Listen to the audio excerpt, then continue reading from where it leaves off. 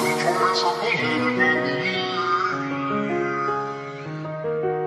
Suit करे सारे रे कलर बावली, तेरे आगे सारी छोरी से बलर बावली, तेरा बैक रे फ्रंट दोनों मारे से करंट, मैंने दिल में लगा ली तेरी फोटो। हाय रे मेरी फोटो, हाय रे मेरी फोटो, हाय रे मेरी photo.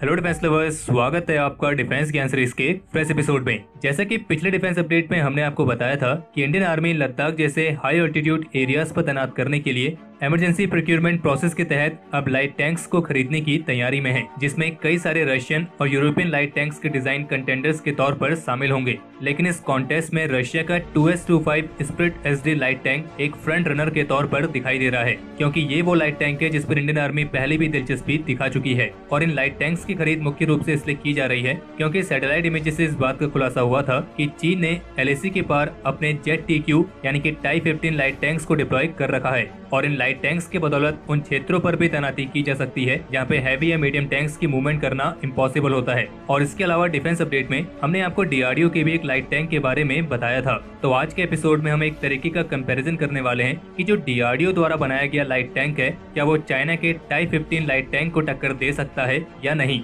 So without wasting time, let's begin. आगे बढ़ने से पहले आपको ये मालूम होना चाहिए कि इंडियन आर्मी जो इन लाइट टैंक्स को खरीदने की योजना बना रही है, ये योजना अभी की नहीं है बल्कि बहुत पहले से है। और जब 2017 में भारत और चीन के बीच 73 दिनों का दोकलम स्टैंड ऑफ हुआ था, जिसमें चीन ने भारतीय सीमा के पास अपने करीब 12,000 ट्रूप्स, 150 टैंक्स और आर्टिलरी गन्स को तैनात किया था, तब उस समय भारत को अपने इस लाइट टैंक्स वाली परियोजना को फिर से रिवाइव करने की जरूरत महसूस हुई। और एक तरीके से इंडियन आर्मी की 4th जनरेशन वॉरफेयर कैपेबिलिटी को प्राप्त करने की योजना का भी हिस्सा है, क्योंकि जो लाइट टैंक्स होते हैं वो मुख्य रूप से लद्दाख जैसे हाई ऑल्टीट्यूड एरियाज पर किसी हैवी या फिर मीडियम बैटल टैंक की तुलना में बहुत तेजी से डिप्लॉय किए जा सकते हैं, और साथ ही मोबाइल फायर पावर होने की वजह से पहाड़ी जैसे इलाकों में ये प्रिसिशन एंगेजमेंट भी देते हैं। और अभी जिस जगह पर भारत और चीन के बीच तनाव चल रहा है, वहाँ पे इंडियन आर्मी के T-72 टैंक्स की तुलना में लाइट टैंक्स काफी ज्यादा बेहतर ऑप्शन होता है। और लाइट टैंक्स का एक फायदा ये भी होता है कि एक मीडियम या फिर हैवी बैटल टैंक की तुलना में वजन और साइज कम होने की वजह से इन्हें ट्रांसपोर्ट एयरक्राफ्ट की मदद से बड़ी संख्या में एक जगह से दूसरी जगह आसानी से ट्रांसपोर्ट किया जा सकता है। और वर्तमान समय में भारत की जितनी भी आर्मड रेजिमेंट्स हैं, उनमें या तो रशियन में T-72 या फिर T-90 टैंक्स हैं, या फिर भारत में बना अर्जुन मेन बैटल टैंक। और जो अर्जुन टैंक है वो अपने वजन की वजह से पहाड़ी इलाकों पर तैनात करने के लिए काफी भारी है। और कह सकते हैं कि अर्जुन टैंक पहाड़ी इलाकों पर चीन के लिए नहीं बल्कि रेगिस्तानी इलाकों पर पाकिस्तान के साथ लगी सीमा पर ज्यादा कामयाब है। और जबकि 2009 में इंडियन आर्मी ने 200 व्हील्ड लाइट टैंक्स और करीब 100 ट्रैक लाइट टैंक्स की खरीद के लिए एक रिक्वेस्ट फॉर इन्फॉर्मेशन को जारी किया था, जिसमें कहा गया था कि इन टैंक्स का जो वजन है वो 22 टन से कम होना चाहिए, और साथ ही साथ ये 3000 मीटर से भी अधिक पहाड़ी इलाकों पर ऑपरेट करने के लिए सक्षम होने चाहिए। और साथ ही साथ जो इनकी फायर पावर है वो ऐसी होनी चाहिए कि 2 किलोमीटर से भी अधिक दूरी से वे किसी मेन बैटल टैंक या हाईली प्रोटेक्टेड आर्मर्ड व्हीकल को भी पेनिट्रेट करने में सक्षम हो। और साथ ही साथ इनमें high explosive anti tank shells और गाइडेड मिसाइल्स को भी फायर करने की कैपेबिलिटी होनी चाहिए। लेकिन कई सारे कारणों के चलते फिर जो 2009 वाली परियोजना थी, इसे आगे नहीं बढ़ाया गया और एक तरीके से रुक गई थी। और फिर जब 2017 में दोकलम स्टैंड ऑफ हुआ,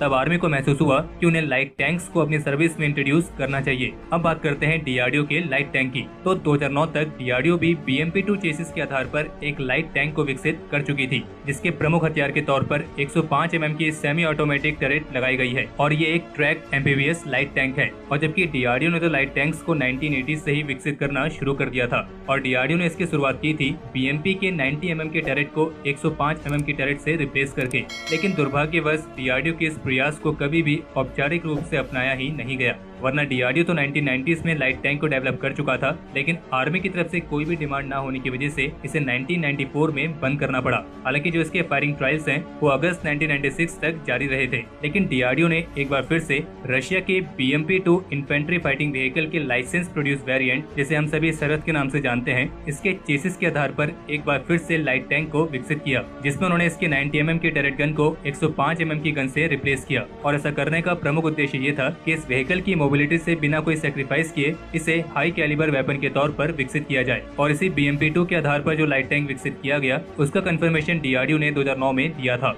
अब अगर हम इसे कंपेयर करें चाइना के टाइप 15 लाइट टैंक से, जो कि ZTQ-15 के नाम से भी जाना जाता है, तो इन दोनों ही लाइट टैंक में जो मेन आर्मामेंट यानी कि जो प्रमुख हथियार है वो 105 mm की गन है। लेकिन चाइनीज टैंक में ये ऑटो लोडर के साथ आती है, तो वहीं DRDO वाले लाइट टैंक में ये सेमी ऑटोमेटिक मोड में आती है। इन दोनों ही टैंक्स को ऑपरेट करने के लिए 3 क्रू मेंबर्स की जरूरत पड़ती है। DRDO टैंक की मेन गन में 42 राउंड की कैपेसिटी है, तो वहीं चाइनीज टैंक के मेन आर्मामेंट में 38 राउंड की। फीचर्स के मामले में जहां एक तरफ DRDO का लाइट टैंक एक्यूरेट रेंजिंग के लिए लेजर रेंज फाइंडर, कमांडर के लिए पैनोरामिक साइट, एम्फीबियस कैपेबिलिटीज और कमांडर एंड गनर के लिए लो लाइट लेवल टीवी जैसे फीचर्स के साथ आता है, तो वहीं चाइनीज टैंक में केमिकल, बायोलॉजिकल, रेडियोलॉजिकल और nuclear protection, gunner's thermal imaging sight, laser range finder, advance ballistic computer, tactical command system, navigation system, air conditioning system, command and control equipment और कमांडर्स पैनोरामिक साइट भी मिलती है। और वैसे तो DRDO के light tank के बारे में कोई ज्यादा जानकारी उपलब्ध नहीं है, जैसे कि इनके ऑपरेशन रेंज, इनके सेकेंडरी आर्मामेंट और मैक्सिमम स्पीड के बारे में, पर चूंकि ये BMP-2 के चेसिस के आधार पर बनाए गए हैं, तो हम कह सकते हैं कि इसकी जो ऑपरेशन रेंज होगी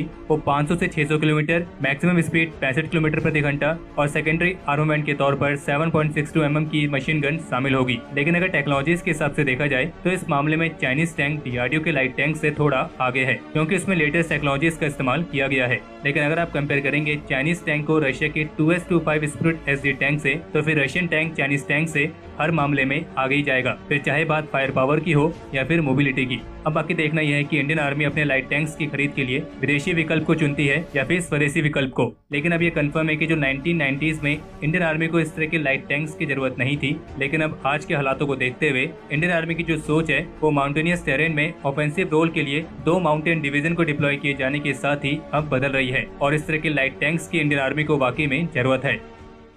तो हमारे आज के इस एपिसोड के लिए इतना ही। अगर आपको यह एपिसोड पसंद आया हो तो इस वीडियो को लाइक करें, और अगर आपका कोई सवाल या फिर सुझाव हो तो उसे कमेंट सेक्शन में शेयर करें। बाकी अगर आपने इस चैनल को सब्सक्राइब नहीं किया है तो इस चैनल को सब्सक्राइब करना ना भूलें।